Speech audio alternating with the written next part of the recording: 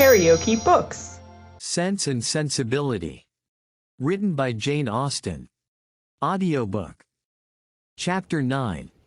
The Dashwoods were now settled at Barton with tolerable comfort to themselves. The house and the garden, with all the objects surrounding them, were now become familiar, and the ordinary pursuits which had given to Norland half its charms were engaged in again with far greater enjoyment than Norland had been able to afford, since the loss of their father. Sir John Middleton, who called on them every day for the first fortnight, and who was not in the habit of seeing much occupation at home, could not conceal his amazement on finding them always employed. Their visitors, except those from Barton Park, were not many, for, in spite of Sir John's urgent entreaties that they would mix more in the neighborhood, and repeated assurances of his carriage being always at their service, the independence of Mrs. Dashwood's spirit overcame the wish of society for her children, and she was resolute in declining to visit any family beyond the distance of a walk. There were but few who could be so classed, and it was not all of them that were attainable. About 1.5 miles from the cottage, along the narrow winding valley of Allenham, which issued from that of Barton, as formerly described, the girls had, in one of their earliest walks, discovered an ancient respectable-looking mansion which, by reminding them a little of Norland, interested their imagination and made them wish to be better acquainted with it. But they learnt, on enquiry, that its possessor, an elderly lady of very good character, was unfortunately too infirm to mix with the world, and never stirred from home. The whole country about them abounded in beautiful walks.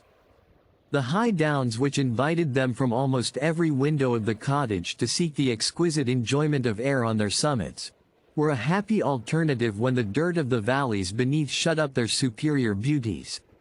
And towards one of these hills did Marianne and Margaret one memorable morning direct their steps, attracted by the partial sunshine of a showery sky, and unable longer to bear the confinement which the settled rain of the 2 preceding days had occasioned. The weather was not tempting enough to draw the 2 others from their pencil and their book, in spite of Marianne's declaration that the day would be lastingly fair, and that every threatening cloud would be drawn off from their hills, and the 2 girls set off together. They gaily ascended the downs, rejoicing in their own penetration at every glimpse of blue sky, and when they caught in their faces the animating gales of a high southwesterly wind, they pitied the fears which had prevented their mother and Eleanor from sharing such delightful sensations. "Is there a felicity in the world," said Marianne, "superior to this? Margaret, we will walk here at least 2 hours." Margaret agreed, and they pursued their way against the wind, resisting it with laughing delight for about 20 minutes longer, when suddenly the clouds united over their heads, and a driving rain set full in their face. Chagrined and surprised, they were obliged, though unwillingly, to turn back, for no shelter was nearer than their own house. One consolation however remained for them, to which the exigence of the moment gave more than usual propriety. It was that of running with all possible speed down the steep side of the hill which led immediately to their garden gate. They set off. Marianne had at first the advantage, but a false step brought her suddenly to the ground, and Margaret, unable to stop herself to assist her, was involuntarily hurried along, and reached the bottom in safety. A gentleman carrying a gun, with 2 pointers playing round him, was passing up the hill and within a few yards of Marianne, when her accident happened. He put down his gun and ran to her assistance. She had raised herself from the ground, but her foot had been twisted in her fall, and she was scarcely able to stand. The gentleman offered his services, and perceiving that her modesty declined what her situation rendered necessary, took her up in his arms without farther delay, and carried her down the hill.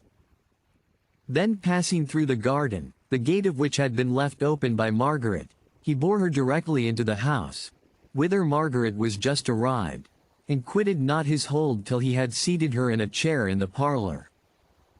Eleanor and her mother rose up in amazement at their entrance, and while the eyes of both were fixed on him with an evident wonder and a secret admiration which equally sprung from his appearance, He apologized for his intrusion by relating its cause, in a manner so frank and so graceful that his person, which was uncommonly handsome, received additional charms from his voice and expression. Had he been even old, ugly, and vulgar, the gratitude and kindness of Mrs. Dashwood would have been secured by any act of attention to her child. But the influence of youth, beauty, and elegance gave an interest to the action which came home to her feelings. She thanked him again and again, and, with a sweetness of address which always attended her, invited him to be seated. But this he declined, as he was dirty and wet. Mrs. Dashwood then begged to know to whom she was obliged. His name, he replied, was Willoughby, and his present home was at Allenham, from whence he hoped she would allow him the honor of calling tomorrow to inquire after Miss Dashwood. The honor was readily granted, and he then departed, to make himself still more interesting, in the midst of an heavy rain. His manly beauty and more than common gracefulness were instantly the theme of general admiration, and the laugh which his gallantry raised against Marianne received particular spirit from his exterior attractions. Marianne herself had seen less of his person than the rest, for the confusion which crimsoned over her face, on his lifting her up, had robbed her of the power of regarding him after their entering the house. But she had seen enough of him to join in all the admiration of the others, and with an energy which always adorned her praise. His person and air were equal to what her fancy had ever drawn for the hero of a favorite story, and in his carrying her into the house with so little previous formality, there was a rapidity of thought which particularly recommended the action to her. Every circumstance belonging to him was interesting. His name was good, his residence was in their favorite village, and she soon found out that of all manly dresses a shooting jacket was the most becoming. Her imagination was busy, her reflections were pleasant, and the pain of a sprained ankle was disregarded. Sir John called on them as soon as the next interval of fair weather that morning allowed him to get out of doors, and Marianne's accident being related to him, he was eagerly asked whether he knew any gentleman of the name of Willoughby at Allenham. "Willoughby!" cried Sir John. "What, is he in the country?" "That is good news, however. I will ride over tomorrow, and ask him to dinner on Thursday." "You know him then," said Mrs. Dashwood. "Know him? To be sure I do. Why, he is down here every year." "And what sort of a young man is he?" "As good a kind of fellow as ever lived, I assure you. A very decent shot, and there is not a bolder rider in England." "And is that all you can say for him?" cried Marianne, indignantly. "But what are his manners on more intimate acquaintance? What his pursuits, his talents, and genius?" Sir John was rather puzzled. "Upon my soul," said he, "I do not know much about him as to all that. But he is a pleasant, good-humored fellow, and has got the nicest little black bitch of a pointer I ever saw." "Was she out with him today?" But Marianne could no more satisfy him as to the color of Mr. Willoughby's pointer, than he could describe to her the shades of his mind. "But who is he?" said Eleanor. "Where does he come from? Has he a house at Allenham?"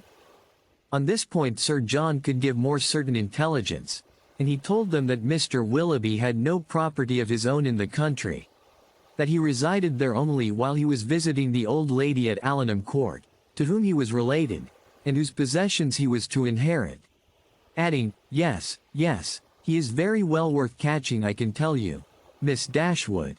He has a pretty little estate of his own in Somersetshire besides, and if I were you, I would not give him up to my younger sister, in spite of all this tumbling down hills."